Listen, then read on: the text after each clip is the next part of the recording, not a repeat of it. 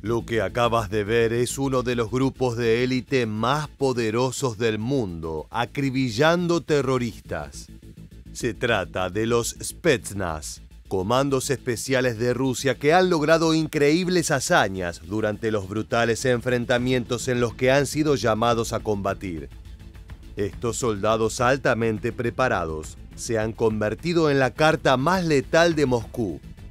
Desde su creación, apenas finalizada la Segunda Guerra Mundial, hasta la actualidad, vienen demostrando todo su potencial en escenarios bélicos como en Ucrania. En este nuevo video de Militarmente, te invitaremos a recorrer algunas de las misiones más impresionantes en las que fueron protagonistas, como el asesinato de cientos de terroristas en Chechenia y Siria, hasta la operación en la que acabaron con 4.000 hombres de las fuerzas ucranianas en Mariupol. Si quieres conocer todo sobre estas batallas mortales, quédate con nosotros. Acompáñanos a sumergirnos en los sangrientos campos dominados por los Spetsnaz.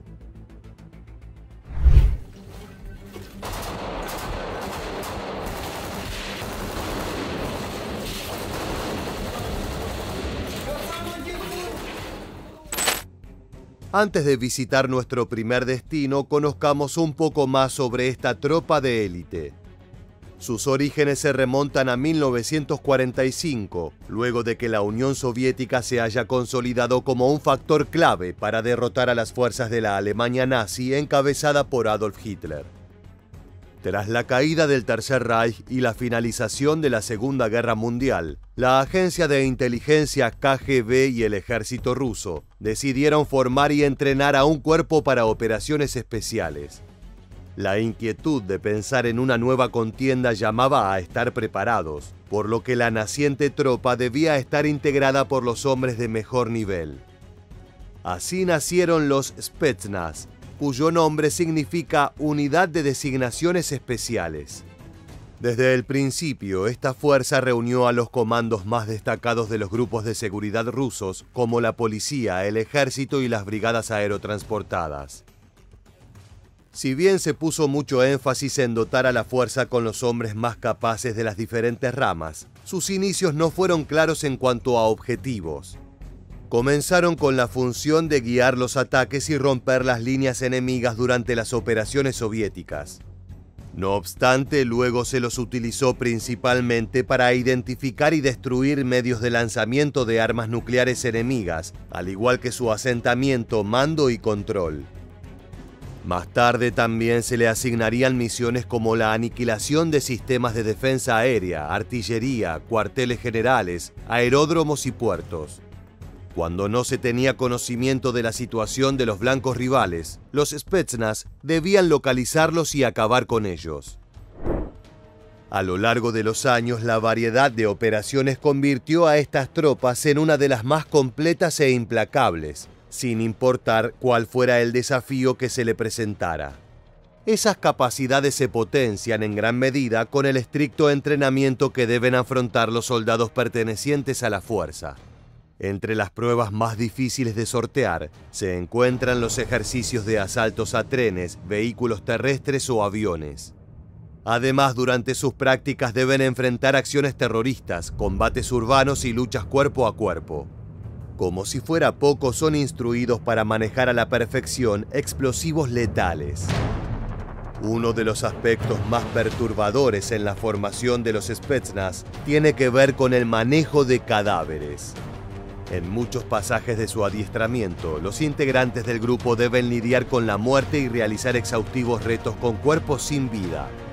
Esto tiene el objetivo de llevar al límite el umbral del dolor y familiarizarse con los brutales escenarios en los que realizan sus misiones. Este tipo de entrenamiento permite que el cuerpo de élite se desempeñe de forma natural en los sanguinarios campos de batalla y sean inmunes a la mayoría de los tormentos que las personas deben enfrentar en la guerra.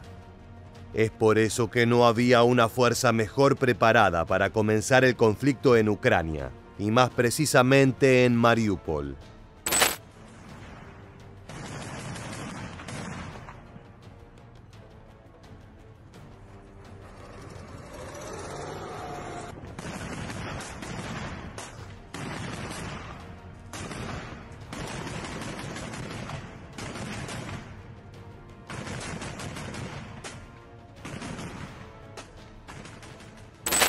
Ubicada en el sureste del país, Mariúpol fue uno de los primeros objetivos del Kremlin. El asedio comenzó junto con la invasión rusa el 24 de enero de 2022. Aquel día se inició una serie de bombardeos implacables y para principios de marzo el lugar ya se encontraba rodeado por las tropas de Moscú. La toma de esta ciudad portuaria daría a Rusia un puente terrestre hacia la península de Crimea anexada en 2014 y el control total del mar de Azov, cortando el comercio marítimo ucraniano. Asimismo, algo no menor era el impacto propagandístico que tendría un golpe como ese a favor de Vladimir Putin. Sin embargo, el proceso de captura de la ciudad no sería nada fácil. Esperaban una batalla lenta y sanguinaria, por lo que era necesario contar con los mejores hombres. Los Spetsnaz estaban a punto de entrar en acción. Para el 2 de marzo las tropas rusas se encontraban rodeando la ciudad entera. Ya no había escapatoria y el Kremlin estaba decidido a dar el primer gran golpe del conflicto, conquistando este punto estratégico. Detrás de aquel deseo también existía una justificación. Según Putin, la invasión al país vecino tenía como objetivo proteger a las poblaciones prorrusas que eran agredidas por grupos neonazis. Народные республики Донбасса обратились к России с просьбой о помощи. Мною принято решение о проведении специальной военной операции. Ее цель – защита людей, которые на протяжении 8 лет подвергаются издевательствам, геноциду со стороны киевского режима. И для этого мы будем стремиться к демилитаризации и денацификации. Precisamente años atrás, Mariúpol había sido escenario de conflictos. Los separatistas que buscaban su independencia de Ucrania sufrieron una dura derrota ante el denominado Batallón Azov, una milicia ultranacionalista.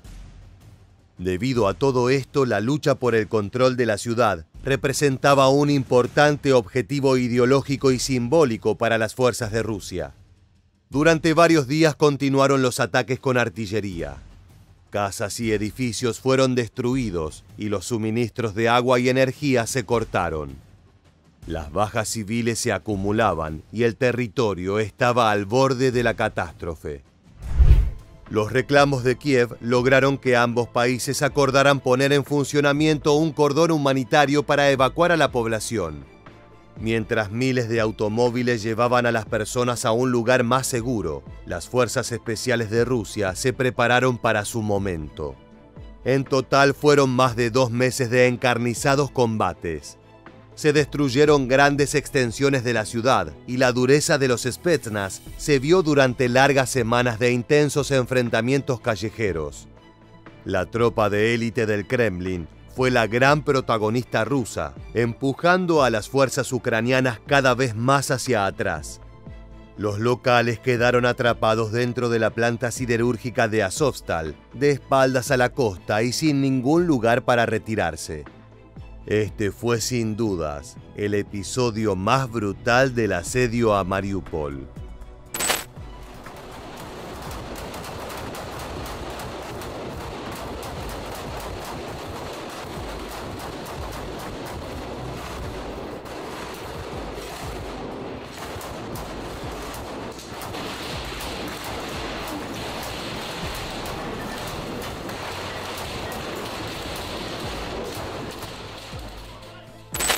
El 21 de abril de 2022, el presidente Vladimir Putin ordenó a sus hombres no asaltar la fábrica, sino bloquear a las fuerzas ucranianas encerradas allí hasta que se quedaran sin suministros. También informó que la misión para tomar el control de la ciudad había sido un éxito, a pesar de que funcionarios de Kiev lo refutaran. Según la mirada de Ucrania, la decisión de Rusia de no atacar la planta significaba admitir su incapacidad para una victoria. Aquella idea podía tener un porcentaje de verdad, ya que derrotar a los combatientes que se refugiaban en las instalaciones podía traducirse en un gran costo para Moscú. Sin embargo, tenía la posición vencedora y con lentos avances sobre las posiciones ucranianas, fue solo cuestión de tiempo lograr su objetivo. La destreza de los Spetsnaz era otra ventaja del Kremlin. sabían ser pacientes e implacables.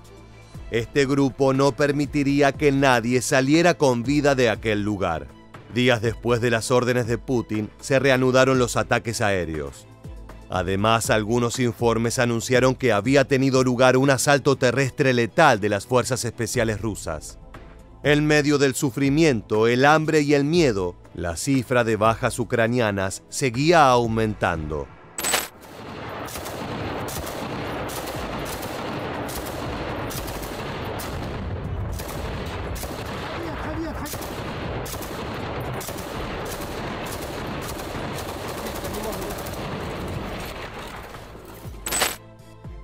El asedio a la planta siderúrgica de Azovstal se prolongó durante semanas hasta que el 9 de mayo tuvo lugar una reunión cerca de Mariupol. En aquel encuentro participaron representantes militares rusos y comandantes de Ucrania. Estos acordaron las condiciones de la rendición. Las autoridades locales informaron que más de 1000 soldados aún seguían atrapados en el interior de la fábrica, cientos de ellos heridos. Mientras tanto, el Kremlin celebraba la victoria y las cifras sobre los caídos eran mucho más que impactantes. Los Spetsnaz habían acabado con 4000 combatientes ucranianos. Sin lugar a dudas, la tropa de élite demostró su letalidad al máximo. No hay dudas de que esta ha sido una de las más grandes hazañas de los Spetsnaz, pero lejos está de ser la única. Si vamos más atrás en el tiempo, este grupo de fuerzas especiales fue protagonista de una increíble actuación en medio del conflicto de Moscú con Chechenia. Luego del colapso de la Unión Soviética en 1991, grupos rebeldes de la pequeña República Musulmana de Chechenia comenzaron una campaña para independizarse de Rusia. Tras algunos años de tensión creciente, finalmente el Kremlin desató una gran invasión para mantener el dominio del territorio, llevando a cabo furiosos ataques aéreos con artillería pesada. Las ciudades quedaron arrasadas y murieron decenas de miles de personas entre combatientes y civiles. Sin embargo, el poderoso ejército ruso fracasó repetidamente en su misión de acabar con las facciones revolucionarias y no pudo conseguir la esperada victoria. En 1996, el gobierno del presidente Boris Yeltsin firmó un tratado de paz con Chechenia, retiró todas las tropas y le concedió una amplia autonomía, aunque no una independencia formal. Así se consiguió el alto al fuego durante algunos años, pero todo volvería a cambiar con la llegada de Vladimir Putin al poder.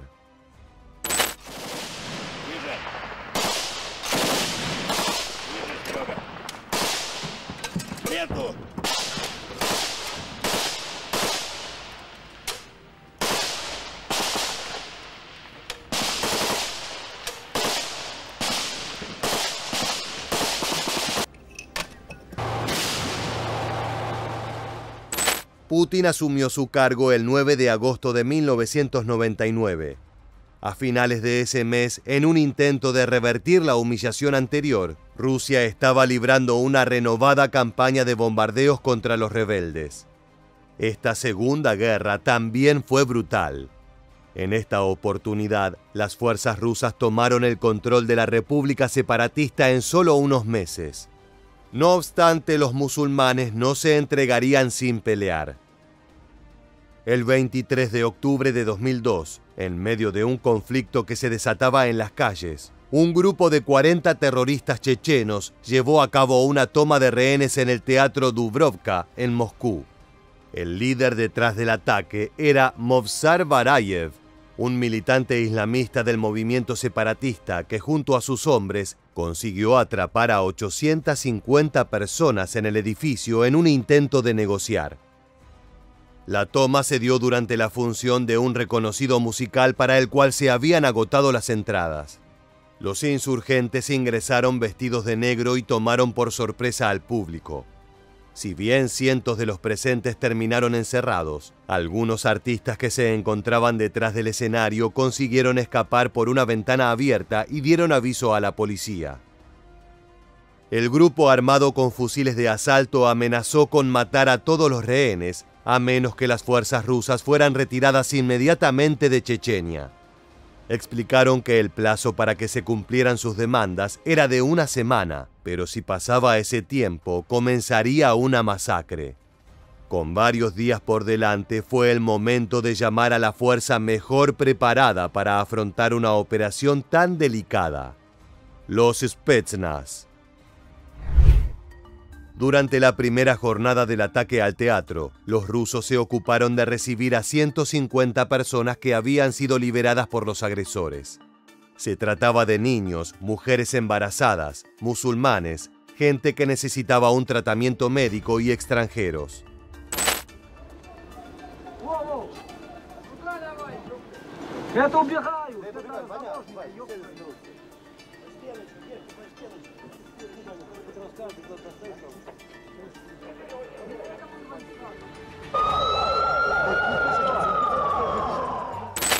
Mientras estas personas salían, los terroristas avisaron que estaban dispuestos a matar a 10 rehenes por cualquiera de ellos que muriera en un intento de intervención de los comandos de seguridad.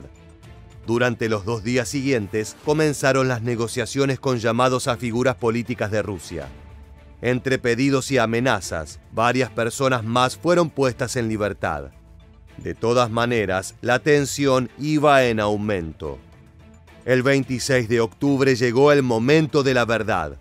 Los Spetsnaz filtraron información falsa sobre un supuesto asalto al edificio que se llevaría a cabo a las 3 de la madrugada. Aquella noche observaron cómo los combatientes chechenos montaron guardia a la hora marcada y cómo, sin ninguna incursión a la vista, los terroristas se relajaron. Alrededor de las 5 de la mañana comenzó el ataque. Los reflectores que habían estado iluminando la entrada principal del teatro se apagaron y en el interior comenzó a sentirse un gas. Las fuerzas rusas estaban bombeando un anestésico en aerosol por medio del sistema de aire acondicionado.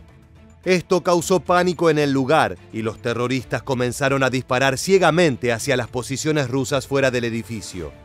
Nadie respondió. Por el contrario, la tropa de élite aguardó pacientemente durante media hora para que la sustancia gaseosa hiciera efecto. Recién en ese momento se inició la siguiente fase. Un feroz tiroteo se desató sobre los combatientes chechenos, mientras se les ordenó a los rehenes cubrirse detrás de los asientos del teatro.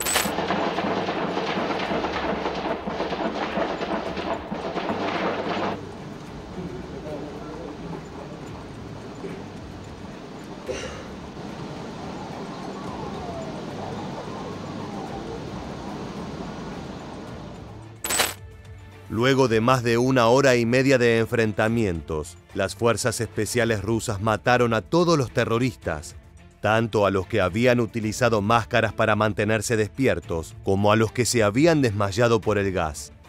El episodio acabó con los 40 terroristas asesinados y ninguna baja entre los Spetsnaz, pero no todo fue perfecto. Al menos 130 rehenes perdieron la vida. La mayoría de los fallecimientos fueron consecuencia de la inhalación de la sustancia tóxica que se había esparcido en el teatro. No obstante, las autoridades de Rusia argumentaron que se trataba de una situación de fuerza mayor y no existió ningún tipo de condena más allá de las críticas. Llegó el momento de viajar a nuestro último destino, donde conoceremos el despliegue del letal comando de élite ruso en territorio sirio. Las tropas de Moscú llegaron a Siria en 2015 a apuntalar el régimen aliado de Bashar al-Assad y socorrerlo en el esfuerzo bélico que llevaba su gobierno en la guerra civil que vivía el país. Las fuerzas rivales incluían a poderosos grupos armados como el Estado Islámico, y por esa razón Vladimir Putin decidió enviar a sus mejores hombres a combatir. Los Spetsnaz llegaron en gran número a Siria y en un inicio estuvieron involucrados en 2 de las 3 misiones principales del conflicto, en el reconocimiento y en operaciones especiales de seguridad. No obstante, con el tiempo se verían obligados a incursionar en la tercera, el combate directo.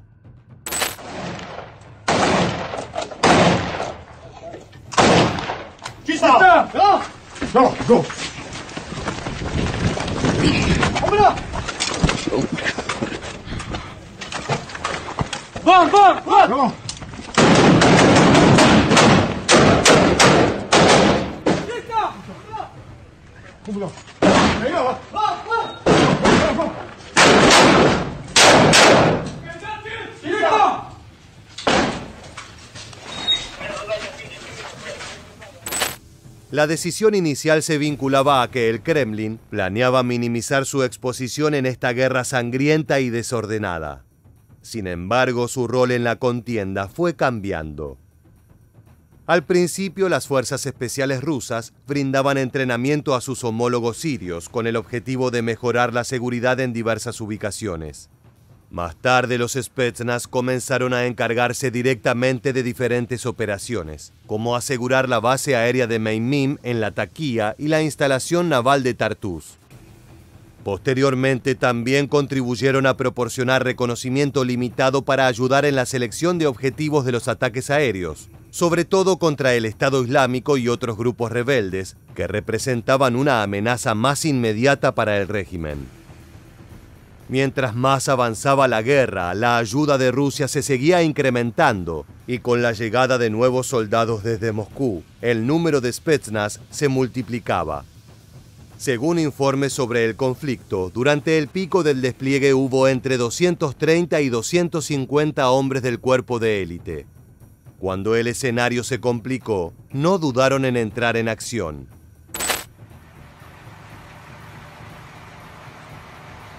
Обстановка в городе Алеппо, а также вблизи него остается напряженной, но личный состав военной полиции готов выполнить любые. Más allá de la ayuda proporcionada a las fuerzas de Siria, los comandos se vieron involucrados en combate cuerpo a cuerpo en el terreno alrededor de Alepo. Durante 2 días, 16 soldados rusos repelieron los ataques de 300 terroristas que estaban tratando de posicionarse en sitios estratégicos. Los insurgentes utilizaban letales morteros, tanques, vehículos blindados y excavadoras que un conductor suicida hacía estallar. No obstante, todos sus intentos fracasaron cuando perdieron decenas de personas y tuvieron que retirarse gracias a la destreza de los Spetsnaz, que por el contrario no tuvieron pérdidas. Uno de los militares involucrados explicó: «Hemos salido del combate sin pérdidas graves por tener buenas posiciones y estar bien cubiertos. Además, tenemos una buena ventaja en armamento, incluyendo visores térmicos. Todo esto ha contribuido a nuestro éxito». Más tarde, el presidente Putin condecoró a quienes habían participado de las misiones. Una vez más, la Fuerza de Operaciones Especiales del Kremlin demostró tener el nivel más alto de entrenamiento y capacidad dentro del ejército. Un puñado de soldados pudo acabar con cientos de enemigos y sumó una nueva hazaña a su lista. Acá un soldado profesional que lleve 6 años ya, 6 años dentro de la institución, no está ganando más de $600, que no es absolutamente nada para estar exponiéndose 24 horas en la selva. Mientras que a ese mismo soldado en Ucrania le están pagando alrededor de $3.000 a $4.000. Entonces la motivación realmente es económica y eso es lo que ellos me han dicho a mí. Acabas de escuchar la opinión de un médico militar colombiano enlistado en la Legión Internacional que defiende Ucrania desde el inicio de la guerra el 24 de febrero de 2022.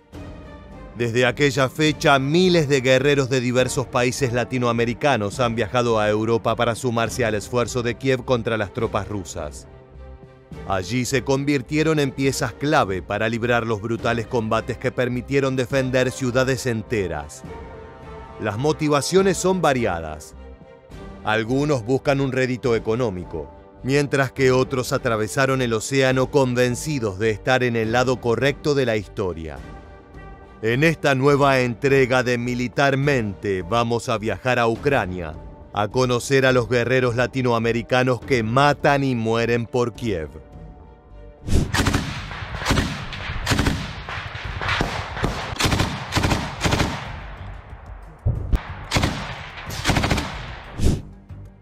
El 24 de febrero de 2022 marcó el inicio de la invasión rusa a Ucrania y desató una brutal guerra moderna que rememora viejos conflictos pasados.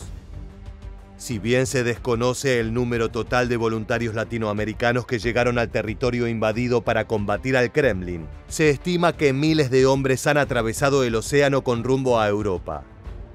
Como te anticipamos, no hay una versión unificada sobre las motivaciones que los llevaron a cruzar el mundo para participar en un conflicto a cientos de kilómetros de sus casas. Por ejemplo, en abril de 2022, Cristian Márquez, un soldado colombiano de 32 años, le decía esto a una revista de su país: "No estoy acá por dinero, sino para detener a los rusos.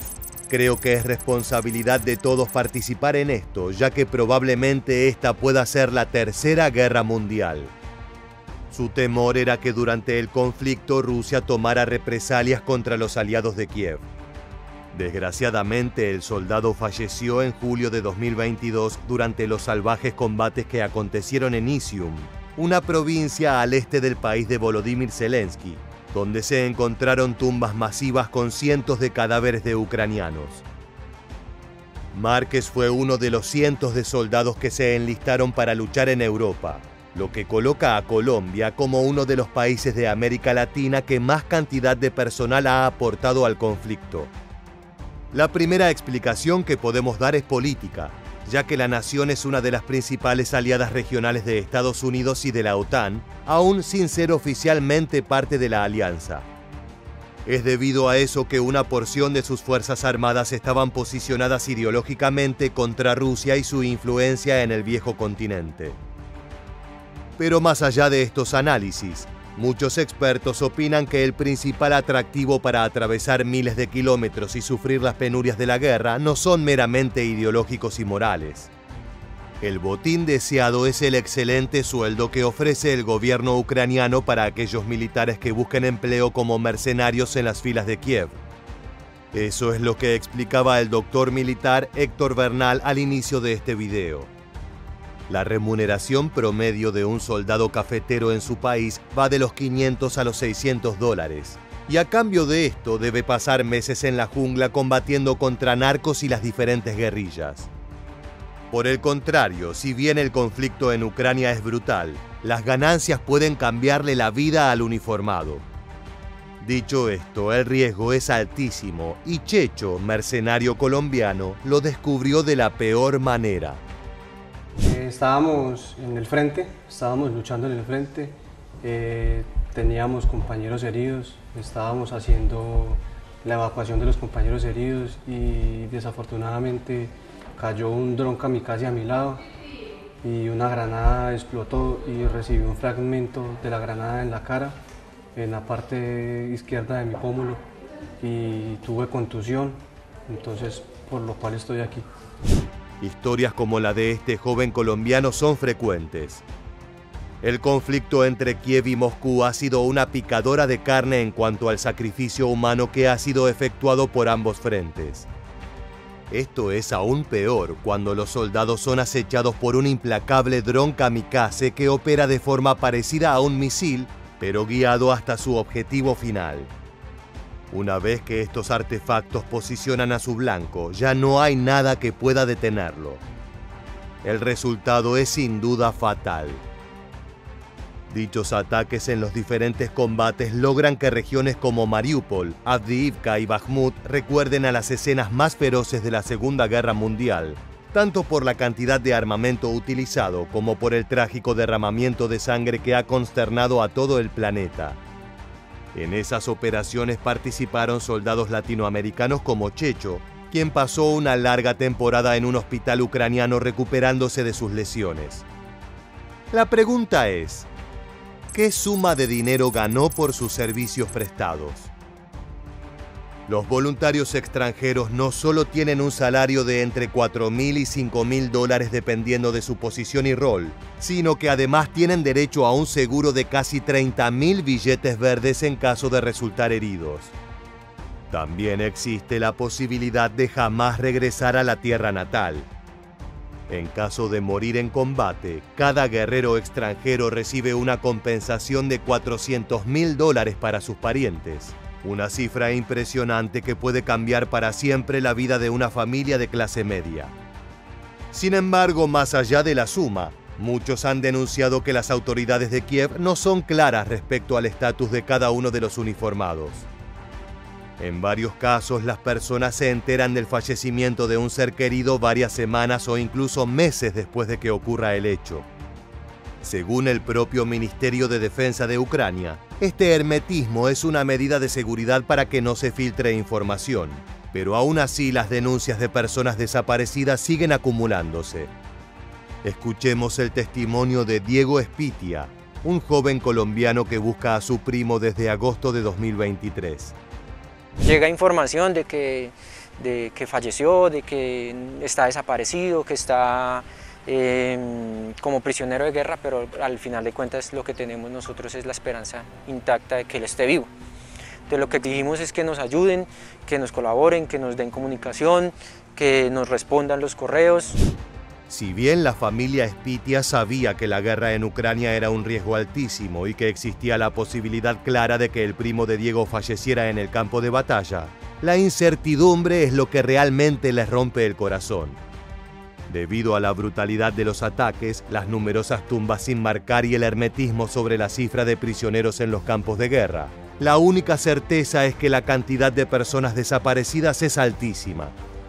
Se espera que una vez que concluya la contienda se pueda hacer un recuento exhaustivo y preciso de los fallecidos y de quienes fueron capturados. Como mencionamos, Colombia es una de las naciones que mayor cantidad de guerreros ha enviado a Ucrania, pero no es el único país latinoamericano en hacerlo.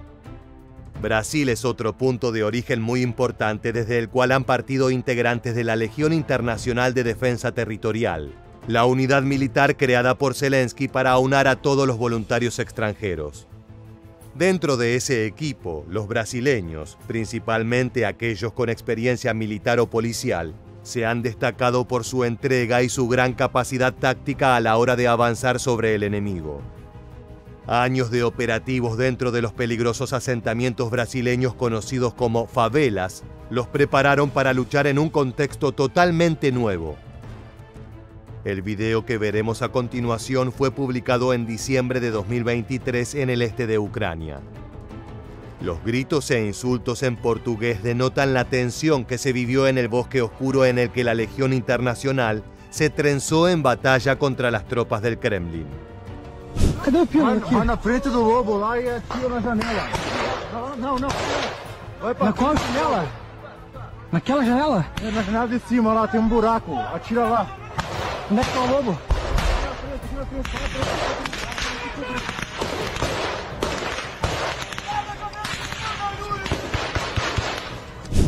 Estos videos se han transformado en una de las marcas registradas del conflicto. El uniformado que lleva la cámara en el casco trataba de organizar la ofensiva. Los bosques grises y sombríos de Ucrania han sido escenario de algunas de las escenas más salvajes que se han visto desde febrero de 2022. En este caso, el joven brasileño les ordenaba a sus compañeros abrir fuego sobre un objetivo ruso.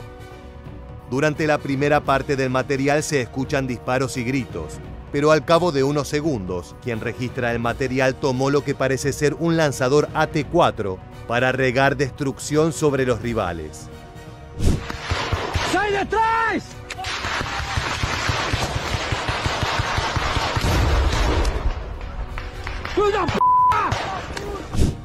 ¡Boom!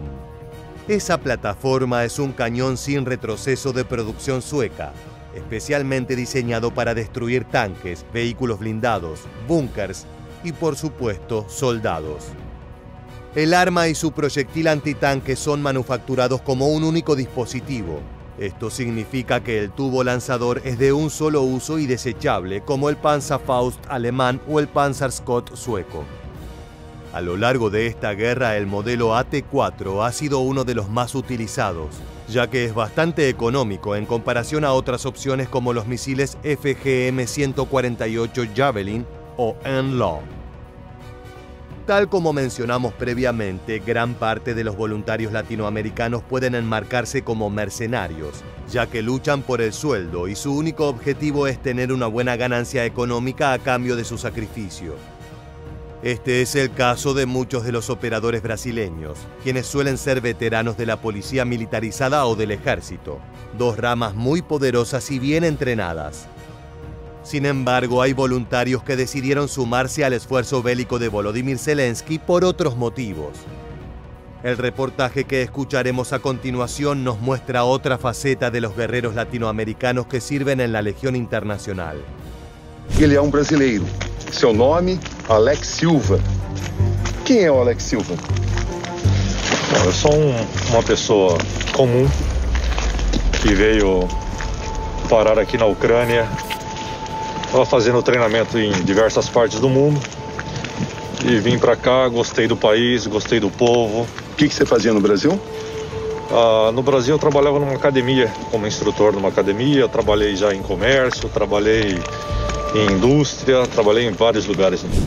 En primer lugar, Alex Silva no provenía de un trasfondo militar o policial, sino que su área de conocimiento era el desarrollo físico. Si bien esto es muy importante para poder soportar los arduos desafíos que presenta el campo de batalla, también es cierto que el brasileño tuvo que ponerse a la par de sus colegas aprendiendo a usar armas de grado militar y nociones tácticas. Sin embargo, esas complicaciones no importaron. Silva estaba decidido a incorporarse a las filas de Kiev para defender un país que lo adoptó como propio. Continuemos escuchando su historia y los motivos que lo llevaron a combatir a miles de kilómetros de su tierra natal. Por que você escolheu a Ucrânia? Na verdade foi uma coisa meio de destino, sabe? Eu tinha feito um curso na Polônia e depois eu acabei fazendo um curso aqui também na Ucrânia.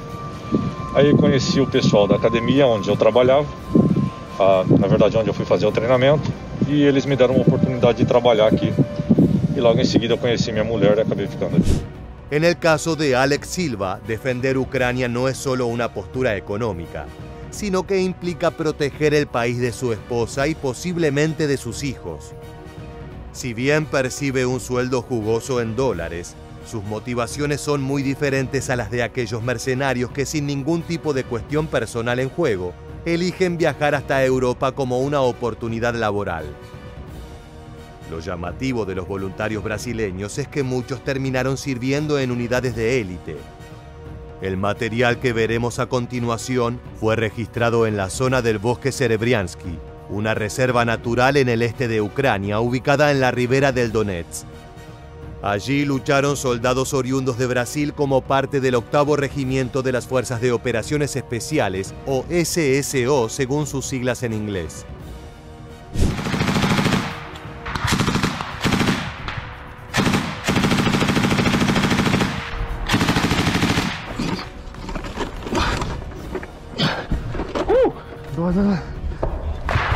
Entre los árboles y la nieve, el soldado brasileño abre fuego con lo que parece ser una ametralladora pesada M240, una bestia capaz de escupir hasta 600 rondas por minuto, con un alcance efectivo de 1800 metros. Se trata de una versión especial de la plataforma de propósito general belga FN MAG, hecha para el ejército de Estados Unidos en los años 1970.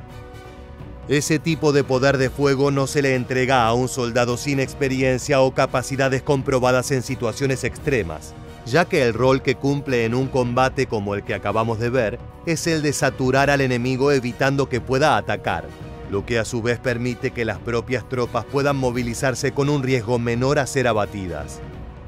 Es lo que se conoce como fuego de cobertura y resulta fundamental a la hora de atravesar un territorio ocupado por fuerzas rivales. Continuemos viendo el material registrado en los bosques ucranianos.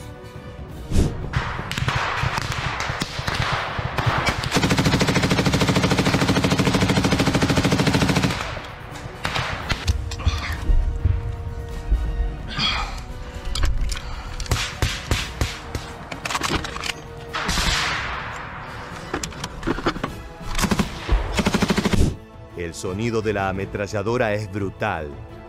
Para el enemigo es una advertencia clara que asomar la cabeza es una pésima idea. Previamente te comentamos que el video fue filmado por brasileños que operan dentro del 8º Regimiento de la CCSO, lo cual es un enorme honor para un soldado extranjero. Se trata de una de las 8 ramas que componen a la Fuerza Armada de Ucrania, teniendo su cuartel general en Kiev.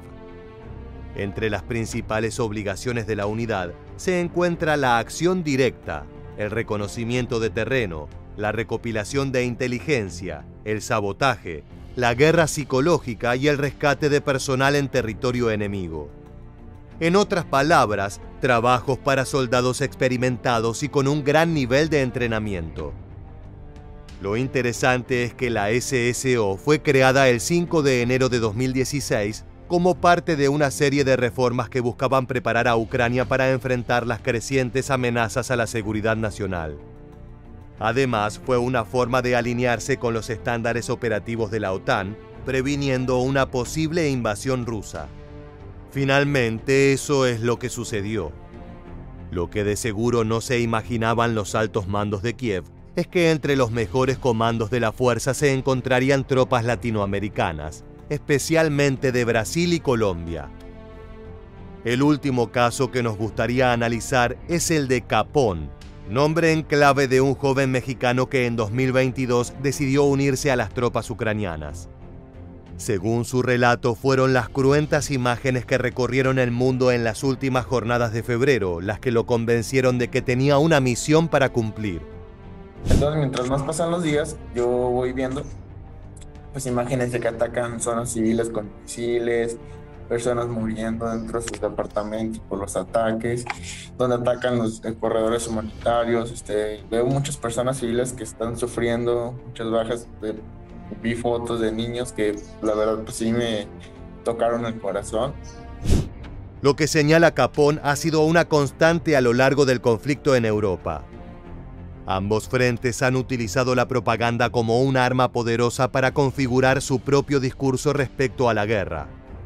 Las imágenes que difundió Ucrania buscaban acentuar la idea de que Putin era un criminal que estaba aniquilando a civiles y apuntando sus armas de destrucción masiva contra hospitales y refugios. Por otra parte, desde Moscú trataron de enmarcar la invasión como un esfuerzo por erradicar el nazismo y salvar a los ucranianos de un líder inútil y violento. Este tipo de discursos calaron profundo en las mentes de miles de jóvenes que decidieron tomar una postura al respecto. En el caso de Capón, la visión de niños pequeños heridos por misiles lo convencieron de tomar un avión a Kiev para sumarse como voluntario. Al unirse a la Legión Internacional, el ciudadano latinoamericano pasa a estar al servicio del Ministerio de Defensa de Ucrania. Es esa entidad la que decide cómo utilizar las aptitudes del voluntario. Por lo general se dice que al ingresar por propia decisión hay un margen para elegir la región donde quieres operar o la unidad a la cual te gustaría incorporarte. Muchos optan por marchar hacia las zonas alejadas del frente de batalla, lo que asegura una mayor posibilidad de supervivencia. En simultáneo, algunos latinoamericanos han denunciado que se les prometió realizar labores de protección o de traslado humanitario, pero al cabo de unas semanas fueron asignados a misiones de combate directo en regiones de alto peligro. Básicamente como si fueran carne de cañón para alimentar la maquinaria de guerra. En cuanto a Capón, él afirma estar conforme con cualquier misión que se le asigne. Lo que me permitan en la Legión, si es estar protegiendo a compañeros de la Legión en el frente de batalla, ahí voy a estar. Si mi ayuda también va a ser atender a la población civil, pues también lo voy a hacer. Cualquiera de los trabajos que me pongan en la Legión, yo estoy dispuesto a hacerlo. El joven mexicano asegura que le da igual pelear en los bosques fríos del este, ayudar a civiles a escapar de la muerte o quedarse estacionado durante semanas en ciudades ya recuperadas. No todos los voluntarios tienen la misma fuerza y decisión que el muchacho azteca.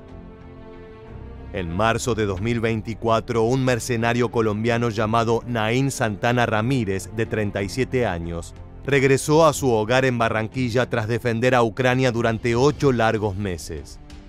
Sus declaraciones sorprendieron a muchos, ya que no solo habló de las ganancias monetarias, sino de los peligros a los que estuvo expuesto y la aparente desatención de los altos mandos ucranianos con los extranjeros. Santana Ramírez regresó a su natal Barranquilla, siendo uno de los sobrevivientes de un grupo inicial de 10 voluntarios colombianos que decidieron tomar las armas en este conflicto lejano. La dura realidad de la guerra marcó de forma profunda a estos hombres, ya que desafortunadamente 5 de sus compañeros perdieron la vida en el conflicto. Al ser consultado sobre la posibilidad de regresar al combate en Ucrania, su respuesta fue negativa y expresó que los jóvenes de su país no deberían dejarse llevar solo por la potencial ganancia económica. A partir de su propia vivencia, aconsejó cautela antes de iniciar un viaje hacia el infierno, ya que una vez en Europa, es muy tarde para arrepentimientos. En contraste, Capón tiene una opinión muy diferente respecto a la vida y la muerte. El muchacho parece haber aceptado totalmente los riesgos que implican un conflicto armado y asegura que de ocurrir lo peor, tendrá oportunidad de reencontrarse con quienes ama en el más allá. Después de la muerte, yo creo que el Señor va a rendirnos cuentas. Nos va a juzgar por lo que hicimos en vida, por lo que hicimos mal, por lo que hicimos bien. A mí la fe me mantiene con esperanza y me mantiene seguro, ya que yo sé que voy por una buena causa y que que espero, si no verlos en el plano terrenal, a mis amigos, mi familia, a todas las personas que quiero, nos encontraremos del otro lado. Las emotivas palabras de Capón guardan algo de resignación. No tenemos datos concretos respecto a su destino en Europa o si ya se encuentra en su tierra natal. Para marzo de 2024, Rusia había detectado la presencia de 8 mercenarios mexicanos en Europa. Al cabo de pocos meses, 3 de ellos murieron en brutales combates con tropas del Kremlin.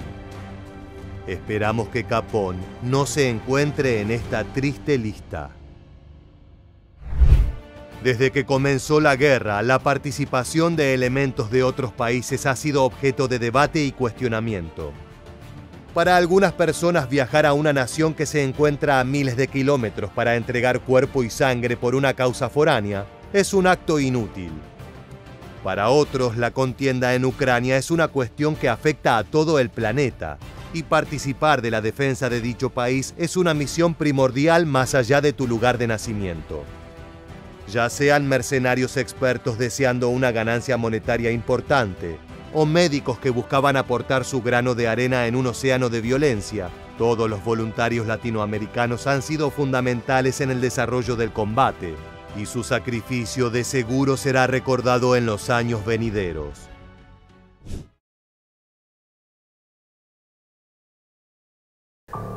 Shooting, but then you could also hear grunts and people like fighting to the death with their bare hands. It's a very unique sound when you hear that many death rattles.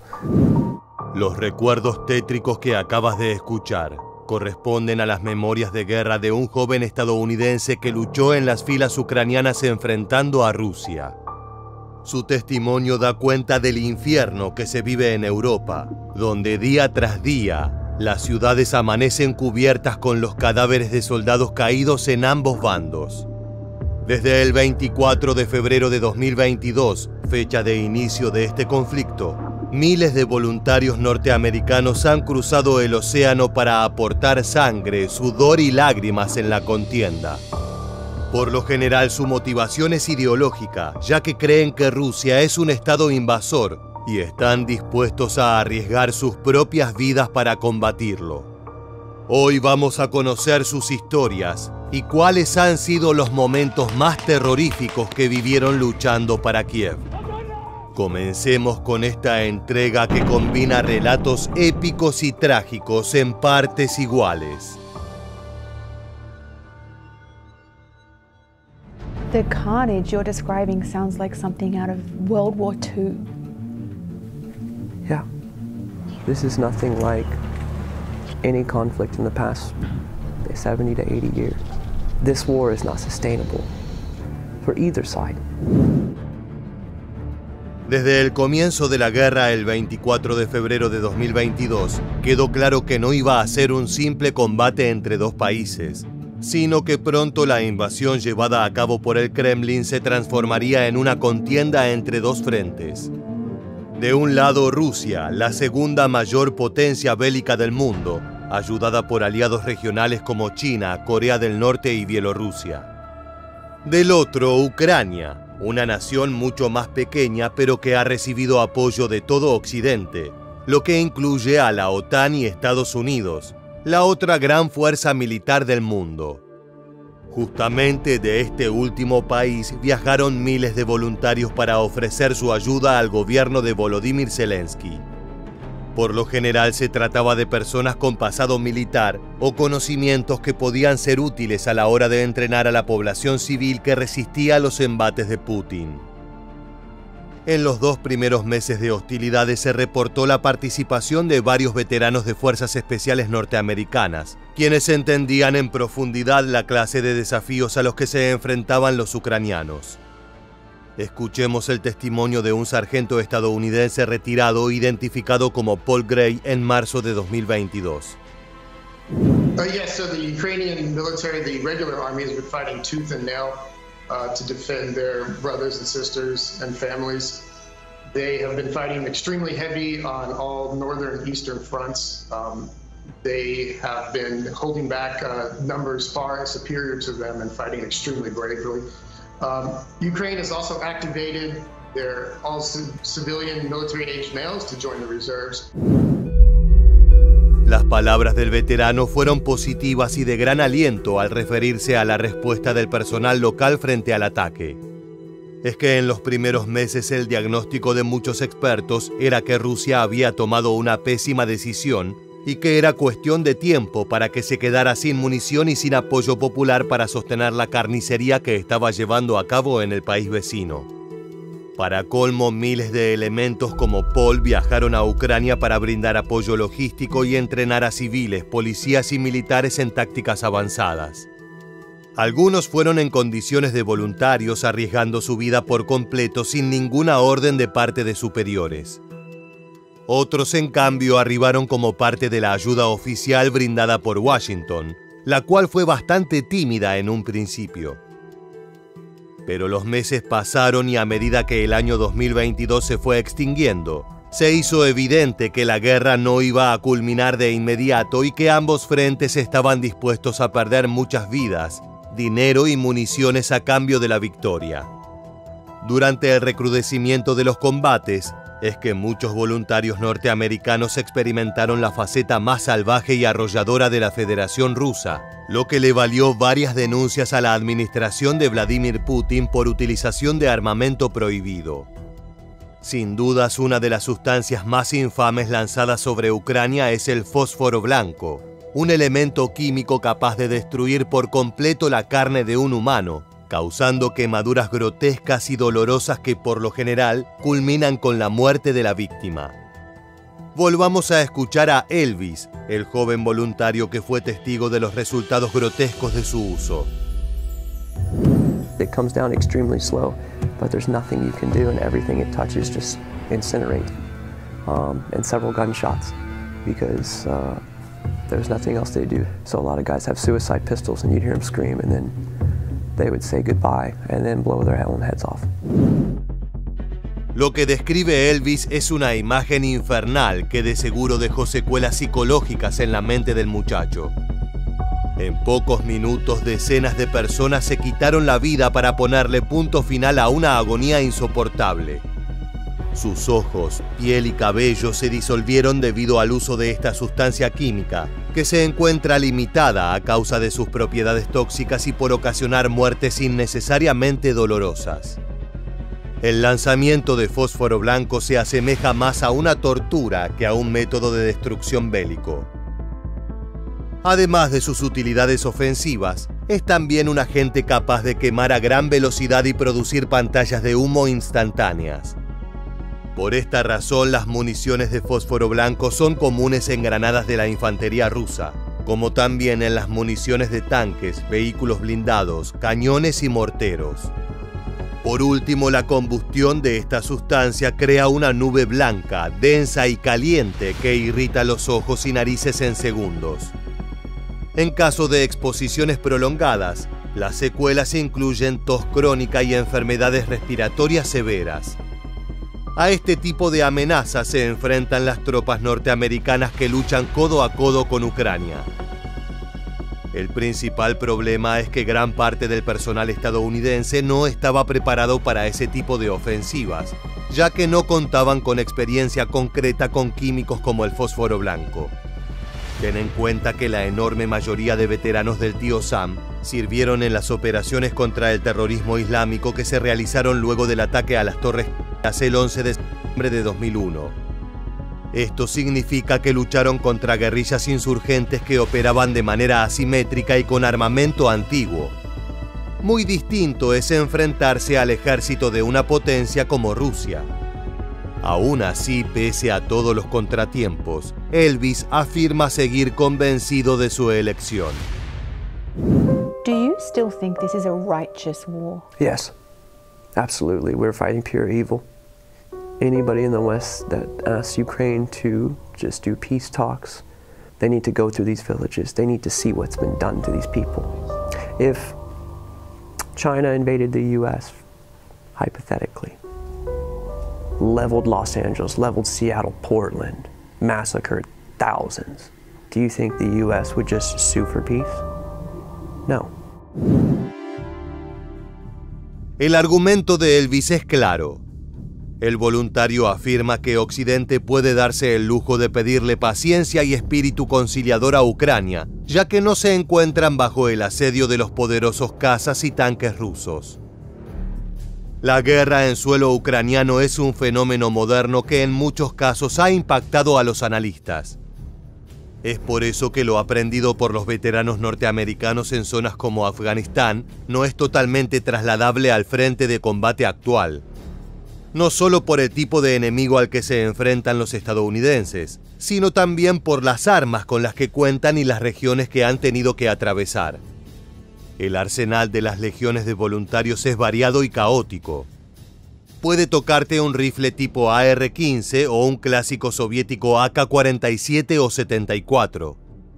Lo mismo ocurre con la ropa y otros elementos vitales, muchos de los cuales provienen de las donaciones, por lo que la homogeneidad no es algo esperable.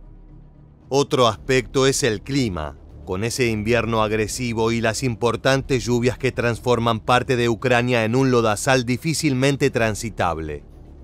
Son esas diferencias radicales las que advirtió en un video el soldado retirado Martin Dunwoody al dirigirse a sus compatriotas que evaluaban sumarse al esfuerzo bélico. This is not what you'll have experienced in Iraq or Afghanistan. This is a completely different role, a different environment. I initially had no intentions of being involved in the military side of it. Mine was purely humanitarian. It was an impulse that I was going to go and fill my van with humanitarian aid and literally leg it out there. But unfortunately, some of the younger guys that I met there had no idea. They were non-combatants, had no military experience. Literally, had never put a pair of military boots on before. Al igual que muchos compatriotas, Martin Dunwoody se propuso brindar ayuda desde el sector humanitario, transportando alimentos, ropa y medicina a las comunidades afectadas por el conflicto. Una vez allí conoció a quienes resisten la invasión rusa y pudo ver con sus propios ojos que en muchos casos eran personas inexpertas. Es por eso que emprendió un nuevo rol como instructor, enseñando a los vecinos a sostener un rifle, a apuntar de manera correcta y a disparar para matar. Puede parecer algo simple, pero es un primer paso fundamental para que la gente pueda defender su tierra. Una ventaja es que gran parte de la población ucraniana ha prestado servicio militar obligatorio, por lo cual tienen una base para adquirir conocimiento táctico y poder incorporarse a la reserva de soldados de forma útil. Esto último es realmente importante. El mero hecho de tomar un arma y vestirse con ropa color verde oliva no implica que la persona esté aportando realmente a la causa. Si no se está listo para actuar cuando la situación lo amerita, ese miliciano inexperto puede terminar poniendo en peligro a sus compañeros. Son palabras difíciles, pero que muchos habitantes ucranianos necesitan oír, y eso es justamente lo que hizo Martin Dunwoody. And you know, one example was a young guy not too far away from here, 18 years old, from a council estate. And I looked at him and thought, what are you doing here, son? You know, what are you doing here? Commendable, you know, it's great. You want to fight for the free world and liberate the people of Ukraine. But my experience would be you're more of a hindrance than a help. I got sucked in because of my compassion for these untrained guys to try and give a little bit of guidance. Como ese muchacho de tan solo 18 años, armado con más entusiasmo que experiencia, hay miles. Muchos de ellos han sido heridos de gravedad o, en el peor de los casos, han fallecido en el frente de combate, entregando su vida por una causa que creían justa y por la cual estaban dispuestos a sufrir. Desde el comienzo del conflicto, analistas militares y soldados han coincidido en una cosa. Es una guerra especialmente brutal que mezcla lo peor de los enfrentamientos en trincheras con lo más peligroso de la tecnología moderna. Esa combinación da como resultado un ambiente hostil en el que puedes fallecer de muchas maneras, todas ellas horripilantes. Esto genera una paranoia absoluta en los soldados de ambos bandos, los cuales viven en constante miedo y soportando grandes penurias. Es por eso que esta invasión también ha sido comparada con la Primera y la Segunda Guerra Mundial, tal como escuchaste al inicio de esta entrega. Pero a diferencia de aquellos eventos históricos, hoy en día hay registro en alta calidad que nos permite ponernos en los zapatos de aquellos que sostienen los rifles. El material que veremos a continuación fue filmado por un voluntario estadounidense que quedó atrapado en un operativo contra posiciones rusas. El sonido de miles de proyectiles volando por los aires resulta estremecedor.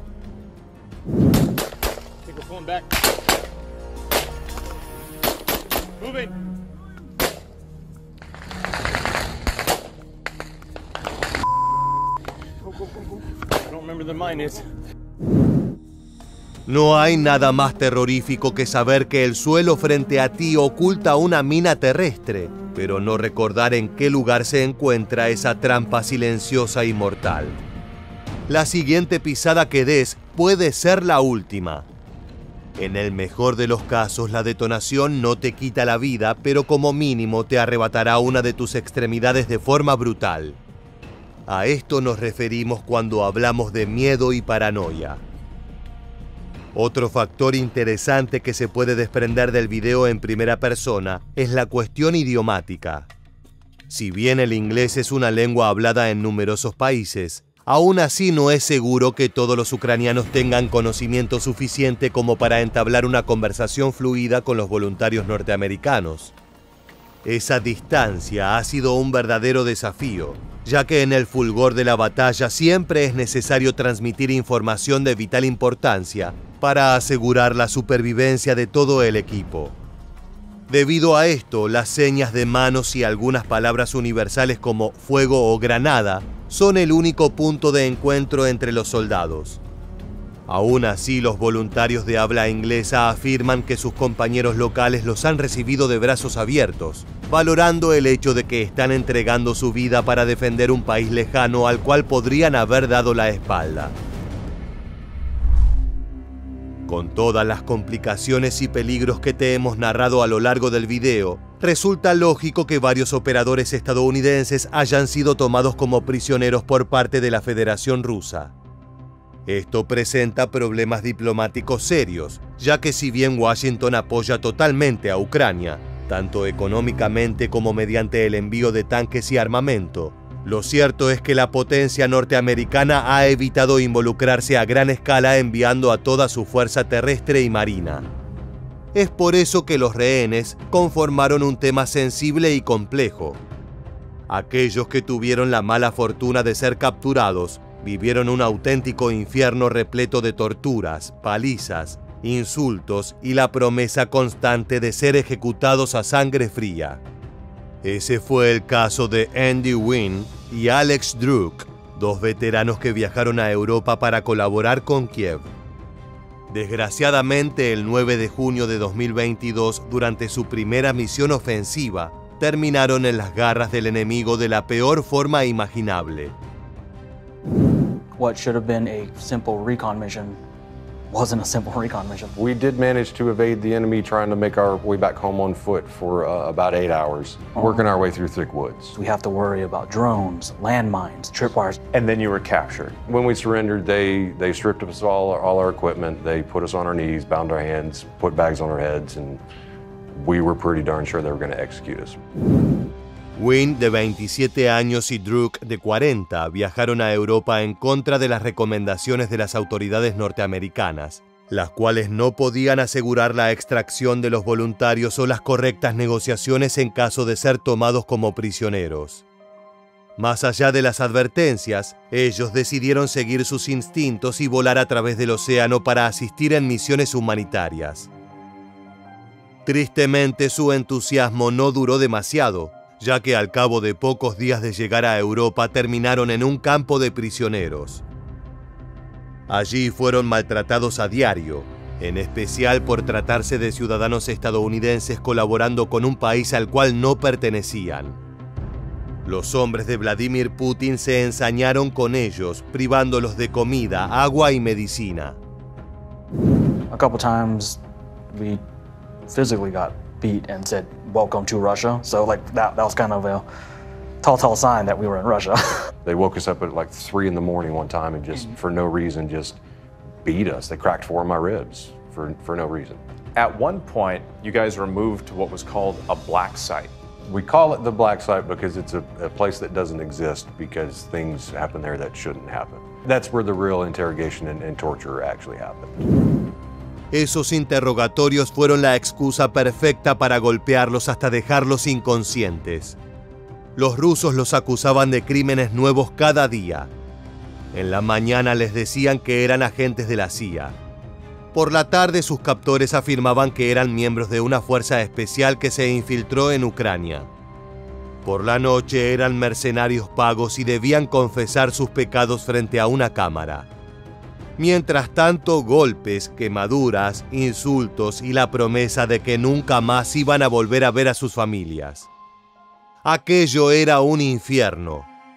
Para poder soportar esas inhumanas condiciones de vida, los prisioneros encontraron sosiego espiritual en una sola cosa: la ilusión de algún día regresar a casa. Escuchemos más relatos de las víctimas. Su dolor es tan palpable que termina sobrepasando la pantalla. It's not just physical torture. There was a lot of mental torture. I mean, we were sleep deprived. We were purposefully dehydrated. We were put in a lot of stress positions that, honestly, some of those are worse than the punches. When they were interrogating you, what kind of information did they want? A lot of it was verification. They swore up and down that we were CIA, secret, covert government operatives. De esa manera pasaron 104 días en cautiverio. Vieron a cientos de compatriotas y voluntarios de otras nacionalidades. Todos se retiraron peor de lo que habían llegado, pero con la alegría de supuestamente ser parte de un intercambio de prisioneros para recuperar su libertad.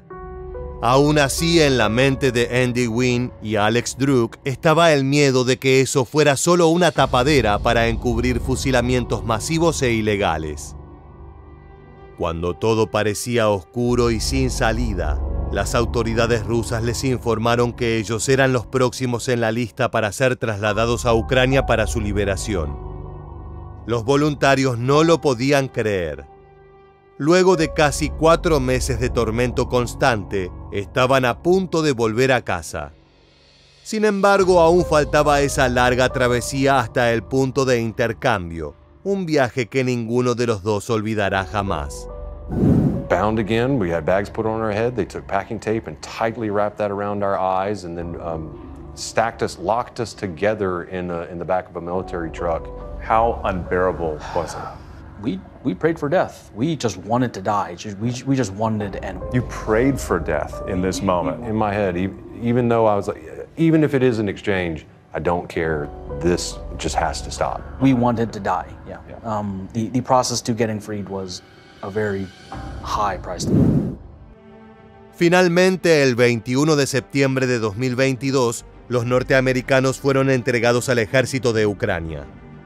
Eran apenas una sombra de su mejor forma. Habían perdido entre 15 y 20 kilogramos y sus cuerpos estaban repletos de hematomas, quemaduras y cortes. Lo peor es que muchos de los huesos rotos sanaron de forma incorrecta, lo que les dejó secuelas crónicas muy graves. Aún así, los hombres agradecieron la fortuna de seguir con vida luego de conocer la profundidad de la maldad humana. Desde entonces se dedican a contar su historia, tratando de presentar la faceta más oscura de la guerra en Ucrania. Como puedes ver, las experiencias de los estadounidenses han sido variadas, pero todas están cruzadas por el dolor, el sacrificio y la sorpresa de encontrarse con un desafío mucho más grande del que esperaban. Ellos viajaron a través del océano para colaborar con una pronta victoria de Ucrania y sus aliados occidentales, pero se toparon con un conflicto salvaje, con gran cantidad de muertes, y en el cual se utilizan armamentos que deberían estar totalmente prohibidos. Aquellos que tuvieron la fortuna de regresar en una sola pieza se encargan de contar su historia, tanto a modo de advertencia como también para fomentar el apoyo oficial de Washington. Muchos creen que la única forma de que Kiev pueda vencer al invasor es con un apoyo masivo de parte del tío Sam, tanto en materia de armamentos como también de personal. Claro está, eso podría acarrear consecuencias inimaginables para el mundo entero. Antes de despedirnos, nos gustaría regresar al sargento retirado Paul Gray, a quien escuchamos al inicio del video. Más allá de las penurias y los impresionantes obstáculos, su diagnóstico sobre esta guerra es de total confianza en el pueblo ucraniano. These Ukrainian people will never surrender. Their country is having the first generation that's grown up in an independent and free Ukraine, and they want nothing more than to keep that freedom that they so long wanted for hundreds of years in this country. So absolutely, these people here are doing everything they can to assist their soldiers on the front line and to assist their neighbors and in some kind of insurgency if needed. De esta manera llegamos al final del video. Si te gusta este contenido y quieres conocer más historias de norteamericanos luchando en Europa, te invitamos a que te suscribas a nuestro canal y actives las notificaciones. De esa forma recibirás avisos sobre todas nuestras novedades. Sin más, nos despedimos hasta la próxima entrega de Militarmente. Gracias por acompañarnos.